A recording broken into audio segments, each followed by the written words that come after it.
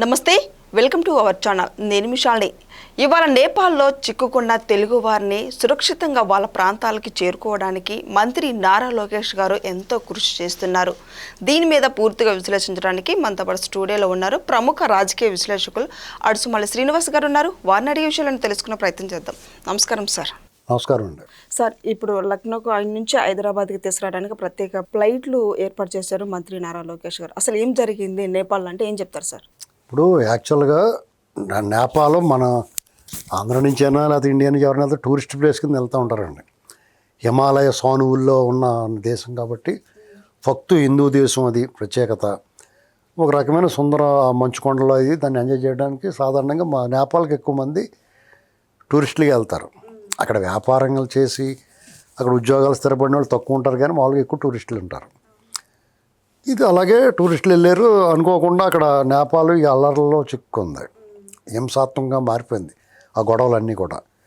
మీకు ఆ గొడవలు ఎలా వచ్చే చిన్న ఏ కారణం చేతనే రానివ్వండి, జడ్ అని వాళ్ళు యూత్ అంతా కూడా ఆ ప్రభుత్వమే తిరగబడిపోయి చిలికి గాలివారంగా మారిపోయి ఏకంగా ప్రధానమంత్రి, హైయర్ అఫీషియల్స్, మంత్రులు, కమ్యూనిస్ట్ పార్టీ నాయకులు ఇల్లు తగలబెట్టేయడం దగ్గర నుంచి మొదలెట్టి విధ్వంసం మొదలెట్టేశారు. Shopping malls దోచేసుకుంటున్నారు. మీకు అక్కడ ప్రైవేటు స్టార్ హోటల్స్ వాటిని కూడా తగలబెట్టేస్తున్నారు. అక్కడ ప్రభుత్వం మీద తిరుగుబాటు చేస్తే ఆ ప్రభుత్వం వరకు చేయాలి, కానీ వాళ్ళ ఆస్తులు ధ్వంసం చేసుకుంటే ఎవరు పెడతారు మళ్ళీ తరగా? ఇప్పుడు మళ్ళీ మనకే పడుతుంది బ్యాండ్. అది ఇండియా సాయం చేద్దాం. వాళ్ళకి వాళ్ళు మనకు వ్యతిరేకంగా ఉంటారు కొన్ని విషయాల్లో, అయినా సరే మన ఇండియా సాయం చేద్దాం పక్క దేశంగా. ఇది వాళ్ళు తిరగబడిపోయారు ప్రభుత్వం మీద. అది చిన్న ఇష్యూ. ఒక అమ్మాయి, చిన్న అమ్మాయికి యాక్సిడెంట్. ఆ యాక్సిడెంట్ అయితే ఆ యాక్సిడెంట్ చేసిన పోలీసు వాళ్ళు వెంటనే వదిలేయటం, అది మీడియాలో వైరల్ అవుతుందని సోషల్ మీడియాని బ్యాన్ చేయటం. సోషల్ మీడియా బ్యాన్ అయితే ప్రతి కూడా అలవాటు పడిపోయారు. అప్పటికే ప్రభుత్వంలో అవినీతి, ఆశ్రిత పక్షపాతం, అందులో పనిచేసే ప్రభుత్వ అధినేతలు వాళ్ళ కుటుంబాలు పదవులు అనుభవిస్తూ, ఒక్కో కుటుంబంలో 3-4 పదవులు అనుభవిస్తూ వాళ్ళు చేసే ఇతర దేశాల్లో నివాసాలు, ఇక్కడ నుంచి డబ్బు తరలించడం, ఇవన్నీ వాళ్ళు తట్టుకోలేకపోతున్నారు. వార్తలు నడుస్తుంది, విపరీతంగా వైరల్ అవుతూ ఉన్నాయి. దానికి తోడు ఇప్పుడున్న యూత్ ఎలా ఉన్నారంటే, ఫోన్ లేకపోతే సంటోడు అన్నం తింటలేదు చిన్నపిల్లడు. ఫోన్ చేతిలో లేకపోతే మనం కూడా అంతే, బాత్రూంలో కూడా పట్టిపోతున్నాం ఫోన్లో. అంటే ఏ ఫోన్ వస్తుందో ఏటో అంటే రకరకాల కారణాలు. కొంతమంది ఫోన్ వదలలేక దానికి అతుక్కుపోయి ఉన్నారు చిన్నపిల్లలతో సహా. రీల్స్ అని ఒక్కొక్కటి ఒక రకం. ఇలాగ ఏదైనా కానీ ఆ ఫోన్ అనేటువంటిది జీవితంలో ఒక భాగం అయిపోయింది, జీవితం కంటే ఎక్కువైపోయింది. ఫోన్ లాగేసుకుంటే ఆత్మహత్యలు కూడా చేసుకున్నారు, లేకపోతే చంపేయడాలు కూడా జరిగినాయి. ఆ మధ్యనదో వీడియో చూశాను, ఫోన్ లాగేసుకుంది వాళ్ళ అమ్మని కొట్టి చంపేసాడు. ఇలాంటి పరిస్థితుల్లో వాళ్ళు సోషల్ మీడియాని బ్యాన్ చేసేటప్పటికి వాళ్ళందరికీ ఒకసారి పిచ్చిలేసింది, విచక్షణ మర్చిపోయారు వాళ్ళు. ఇప్పుడు తిరుగుబాటు అంటే ఒక స్టేజ్ వరకు వాళ్ళ తిరుగుబాటులో న్యాయం ఉందనిపిస్తుంది. ఆ శృతి మించిపోయిన తర్వాత విచక్షణ కోల్పోయి ఏం చేస్తున్నారో తెలియకుండా సిస్టమ్ దెబ్బ తీసుకుంటే వాళ్ళు బతికే బస్ స్టాండ్ అవుద్ది. ఇప్పుడు సిస్టమ్ని పాడు చేసుకున్నారు అనుకో, రేపు ఎలా బతుకుతారు వాళ్ళు? సిస్టమ్ అంతా పాడు చేస్తే అలా చేసుకున్నారు. అక్కడ చిక్కడిపోయారు మన వాళ్ళు. ఇప్పుడు ఎలా, ఇప్పుడు ప్రభుత్వానికి ప్రజలకి మధ్య, లేకపోతే ప్రజలకి తెగలకి మధ్య ఇలాంటి రకరకాల ఘర్షణలు ఉంటాయి. ఇది అసలు ఏ రకమైన ఘర్షణ, ప్రభుత్వమా మిలిటరీ అదుపులో కూడా లేకుండా పోయింది. అసలు ఏం చేయాలో అర్థమని పరిస్థితి. ఆహాకారాలు చేస్తున్నారు పాపం. అక్కడ చిక్కడిపోయిన వాళ్ళకి అన్నం నీళ్ళు కూడా బయటకు వెళ్తే ఈ గొడవలో ఎవరికైనా చిక్కితే వాళ్ళు ఏం చేస్తారో తెలియదు. ఇప్పుడు మనం టూరిస్టుల కింద వచ్చాం, మన గొడవలు మనతోటే, వీళ్ళని ఏం అనకూడదని అంటారా లేదో తెలియదు.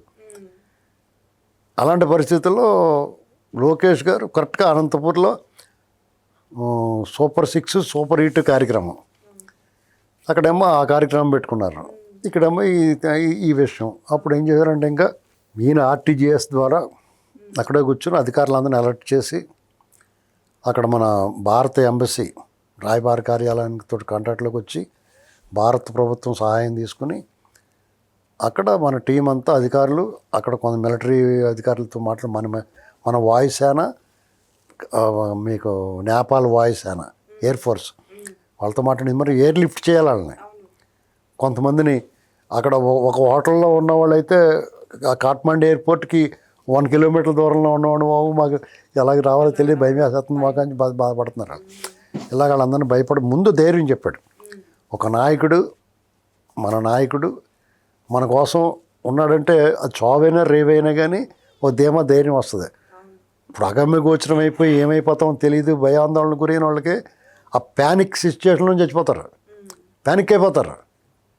అలాంటి పరిస్థితి నుంచి అతను ఓదార్పిచ్చి జాగ్రత్తగా వాళ్ళందరినీ గంటకే మాట్లాడి అతను నిద్రాహారాలు మానేసి 24 గంటల పాటు అలాగే కూర్చున్నట్టు మనిషి. మొత్తం మీద ఎలాగైతే కొంతమంది హెలికాప్టర్లు తీసుకొచ్చి, కొంతమంది చార్టెడ్ ప్లేట్ ఒక 20 మంది పెట్టి చార్టెడ్ ప్లేట్ చిన్నది పెట్టి, తర్వాత కాఠ్మండు నుంచి ఇప్పుడు మన న్యూఢిల్లీలో ఒక ఒక సెంటర్ పెట్టి వీళ్ళందరికీ కాల్ సెంటర్ లాగా, అమరావతి నుంచి కాల్ సెంటర్ తోటి ఫాలోఅప్ చేసుకుంటా వాళ్ళందరినీ తీసుకొస్తున్నారు. ఇది తెలుగుదేశం పార్టీలో చంద్రబాబు నాయుడు గారు తెలుగుదేశం పార్టీకి ఇలాంటి పరిస్థితి ఎవరికి ఎక్కడ ఎలాంటి, ఇప్పుడు గల్ఫ్లో చిక్కడిపోయిన వాళ్ళు ఉన్నారు, ఆ ఎడారిలో చిక్కడిపోయి ఇబ్బంది పడుతుంటే అలాంటి వాళ్ళు 3-4 తీసుకొచ్చారు లోకేష్ గారు. అక్కడ మన గల్ఫ్ టీడీపీ టీంలని పంపించి, చంద్రబాబు గారు కూడా గతంలో ఉత్తరాఖండ్లో సడన్గా వరదలు వచ్చినాయి, ఈ మధ్యన ఆత్మలు వచ్చేస్తున్నాయి. అప్పటికి అదే కొత్త, అంటే భయంకరమైన ప్రకృతి విలయం కింద వచ్చేసింది. బురదతో కూడిన వరద, అంటే ఎక్కడికక్కడ అంతా కూడా మామూలు నీరు వరద వచ్చి కొట్టుకుపోతాం వేరు, బురద వచ్చి బురదలో చాలా భయంకరంగా చాలా ఇబ్బంది పడిపోయారు. అప్పుడు పశుపతిన ఆలయం తప్ప మిగతాన్ని పోయినాయి. ఆ టైంలో ఉత్తరాఖండ్ ప్రభుత్వం అస్సలు బాధ్యత లేకుండా వ్యవహరించారు. ఒకవేళ హెలికాప్టర్ ద్వారా ఎయిర్ లిఫ్ట్ చేస్తున్నా కానీ వివక్ష చూపించారు. మన తెలుగు వాళ్ళని ఆవిడ పట్టించుకునే వాళ్ళు లేడు. కాంగ్రెస్ గవర్నమెంట్ ఉంది సెంట్రల్లో. అప్పుడు చంద్రబాబు నాయుడు గారు ఏం చేశారంటే మన ఎంపీలందరిని ఎలక్ట్ చేసి వీళ్ళే డబ్బులు పెట్టుకుని హెలికాప్టర్లు అయి పురమాయించుకుని అక్కడి నుంచి మన వాళ్ళందరిని లిఫ్ట్ చేసి ఢిల్లీ నుంచి ప్రత్యేక విమానంలో హైదరాబాద్ తీసుకొచ్చి వైజాగ్ పంపించి అక్కడి నుంచి బస్సులు పెట్టి వాళ్ళ స్వస్థలాలకు పంపించాడు. ఇదంతా ఆయన అధికారంలో లేని ప్రతిపక్షంలో ఉండగా 2013లో జరిగింది. ఇది మీకు అప్పుడు ఏం జరిగింది తెలుసా అండి? తెలుగుదేశం వాళ్ళు వీళ్ళందరినీ తీసుకొస్తున్నారని మీరు తీసుకురావడం కుదరదని అడ్డంగా నిలబడ్డారు హనుమంతరావు గారు వాళ్ళని. అంటే వాళ్ళకి మంచి పేరు వచ్చేస్తుందేమో అని వాళ్ళు చేయరు, చేసి వాళ్ళు చెడగొడతారన్నమాట. ఇప్పుడు వీళ్ళు సరే చేయనివ్వండి ఎవరో ఒకళ్ళు అనుకోవాలి కదా, దాన్ని సహకరించాలి. ఇప్పుడు ఆరతి ఇచ్చినప్పుడు చెయ్యాలి పట్టుకుంటారు వెనకాల, ఇలాగ అన్నప్పుడు నువ్వు కూడా చేయట్టుకుంటారు కదా, అలాగే వాళ్ళు కూడా చేయటం మేము చేసేమనొచ్చు కదా. ఏంటండి ఇప్పుడు దేవుడికి ఆరతి ఇచ్చినప్పుడు అందరూ ఇవ్వలేరు కదా, ఒకళ్ళు పట్టుకుంటే మీరు ఇచ్చినట్టు అంటారు కదా, వాళ్ళు కూడా కొంత సాయం చేసి మేము అందరం కలిపి చేసామనొచ్చు కదా. ఇప్పుడు డెవలప్మెంట్ ఏమంటున్నారు చంద్రబాబు గారు అంటే జనార్దన్ రెడ్డి గారు పునాదిరా వేసాడు కదా అంటున్నారు కదా, అలాగే దాన్ని అనుకోవచ్చు. కానీ అలాగ అంటారు, చెడగొడతాం చూస్తారు.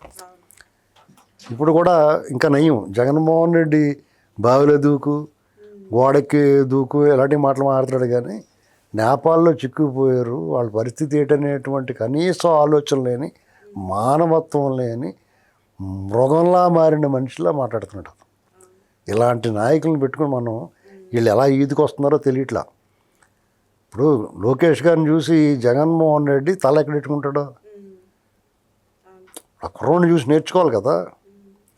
ఒక బాధ్యత ప్రభుత్వంలో ఉంటేనే కాదు, వాళ్ళు ప్రభుత్వంలో లేనప్పుడు కూడా అలా పనిచేశారని చెప్తున్నాను నేను. ఉత్తరాఖండ్ గురించి చెప్పింది ఎందుకంటే ఇలా ప్రభుత్వంలో ఉన్నారు కాబట్టి నాయకుల బాధ్యత ప్రభుత్వం ఉంది. నువ్వు చేసావు ఎప్పుడైనా అలాగా? శ్రీలంకలో చిక్కుపోయిన వాళ్ళని, పాకిస్తాన్లో చిక్కుపోయిన వాళ్ళని ఎర్రనాయుడు గారు అబ్బాయి అప్పుడు ప్రతిపక్షంలో ఉన్నప్పుడు కూడా తీసుకొచ్చాడు ఆయన. వాళ్ళతో మాట్లాడే సినిమా కూడా వచ్చింది దాని మీద ఏదో ఏంటండి. కానీ వాళ్ళు మాత్రం జీవితంలో మర్చిపోరు, లోకేష్ గారిని వాళ్ళ జీవితంలో మర్చిపోరు. ఆ ఉత్తరాఖండ్ని తీసుకొచ్చిన వాళ్ళు కూడా చంద్రబాబు నాయుడు గారిని మర్చిపోలేదు, ఎప్పటికీ మర్చిపోలేదు వాళ్ళు. ఇప్పుడు వాళ్ళకి అత్యంత దారుణమైన పరిస్థితుల్లో ప్రాణాలు అరచేతిలో పెట్టిన గుప్పిట్లో పెట్టుకుని ఉన్నప్పుడు వాళ్ళని అక్కడి నుంచి ఆ విపత్తు నుంచి కాపాడడం అంటే ఆ కాపాడిన వాళ్ళు దేవుడితో సమానం కదా. ఏంటండి ఇప్పుడు ఎంత ఆందోళన ఉంటుంది అక్కడ. ఇప్పుడు నేపాల్లో పరిస్థితి మీరు ఊహించుకోండి, ఇక్కడ వచ్చి మాట్లాడుతున్నాం మనం.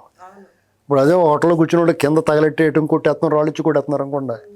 ఆ ప్రధానమంత్రిని కూడా తరిమి కొడుతున్నప్పుడు మీ మానసిక స్థితి ఎలా ఉంటుంది అక్కడ వాళ్ళని చూస్తుండే, అవన్నీ చూస్తుంటే.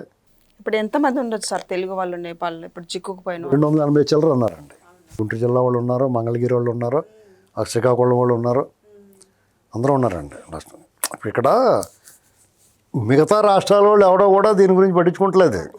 ఇంకా అన్ని రాష్ట్రాలు వాళ్ళు మ్యాక్సిమం వాళ్ళందరూ కూడా సాయం చేస్తున్నారు. వీళ్ళకి మన రాష్ట్రం కూడా కాకపోయినా ఒక 10 మంది దాకా వేరే రాష్ట్రాల వాళ్ళని కూడా తీసుకొస్తున్నారు వీళ్ళకి అందుబాటులోకి వచ్చిన వాళ్ళకి. ఆయా రాష్ట్రాల వాళ్ళని కాంటాక్ట్ చేసుకోవాలి కదా, మన వాళ్ళు ఎక్కడున్నారో ఎవరు. ఇప్పుడు ఒక కాల్ సెంటర్ పెట్టి ఇవన్నీ చేస్తే బాబోయ్ మా వాళ్ళు ఉన్నారని నేను చెప్తారు అక్కడ. వాళ్ళకి వాళ్ళు ట్రై చేసుకోవాలి, తీసుకురావాలి కదా, బాధ్యత కదా అది. అక్కడి నుంచి వెళ్ళారు వస్తారు వాళ్ళు అన్నట్టు ఊరుకోకూడదు. పాప అతను ఎవరో సినిమాలో మా కృష్ణ గారు వేషాలు వేసి చిన్న చిన్న మా వీడియోలు రీల్ చేస్తుంటాడు ఒక అతను. నేను నేపాల్ వెళ్తున్నాను అని పెట్టాడు.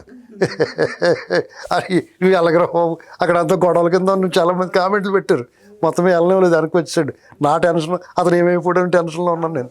పాపం ఏంటండి, మొత్తం మీద లోకేష్ గారు ఎలాగైతే ఇక్కడ జగన్మోహన్ రెడ్డి విషం కొక్కుతున్నాడు ఈ ప్రభుత్వం మీద, వీళ్ళ నాన్నగారి మీద, బావిలో దూకి సావమని ఇలాంటి మాటలు మాట్లాడుతున్నాడు.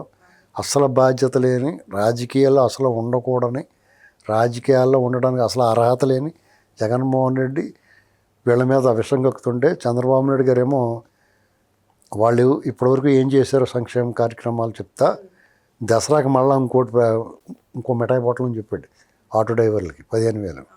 ఇంకో పక్క లోకేష్ గారు, అనిత గారు వీళ్ళందరూ నేపాల్లో చిక్కుపోయిన మన తెలుగు వాళ్ళని తీసుకురావడానికి చేశారు. ఈ ఏడుపు మోహం మాత్రం వీళ్ళ మీద రోధిస్తా, ఏడుస్తా, ఆ ఏడుస్తూనే మన ఆంధ్ర చెప్తే నీ పని అంటారు చూడండి, ఏడితే పిల్లలు అలాగా మేము మళ్ళీ వస్తే కనుక నేను రద్దు చేస్తానని బెదిరిస్తున్నాను వీళ్ళని. అప్పుడు ఏం చేస్తాం మనం, డెప్ప మీద పెడేల మీద లాగుతాం కదా పిల్లల్ని, ఓవర్ యాక్షన్ చేస్తే పేచి పెడితే అలాగే వీళ్ళు కోర్టు నుంచి కేసులు పెట్టి లోపల తీసుకెళ్ళాలి ఈ ప్రభుత్వం. Thank you sir.